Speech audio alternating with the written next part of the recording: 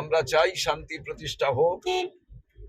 তাই আমরা ভোরবেলা রওনা দিয়েছি, আর কিছু সময়ের মধ্যেই আমরা সেই সমস্ত দুর্গত মানুষদের পাশে পৌঁছে যেতে পারবো, যারা অফুরন্ত প্রাণ শক্তি নিয়ে কষ্ট, যন্ত্রণা, দুঃখ একত্রিত করে লড়াই করছেন। এবং হিন্দু মুসলমান দীর্ঘদিন ধরে তারা সমস্ত কিছুতে অংশ নেন। পুজো, পার্বণ, মহরম, ঈদ, কোনো কিছুই বাদ থাকে না। তারাই যখন একে অপরের দ্বারা আক্রান্ত হন বা তাদের আক্রান্ত করা হয়, সেই এলাকার মানুষরা নিজেরাই আজকে বুঝতে পারছেন না এই পরিস্থিতি কেন হলো। তাই সবাই মিলে আসুন, শান্তি প্রতিষ্ঠা যাতে করা যায়।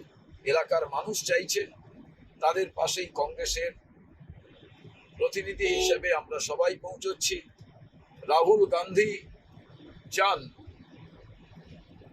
যে হিন্দু মুসলমান এই ভারতকে স্বাধীন করেছে, এই ভারতকে তৈরি করছে প্রতিনিয়ত, তাদের এলাকায় শান্তি ফেরাতে হবে।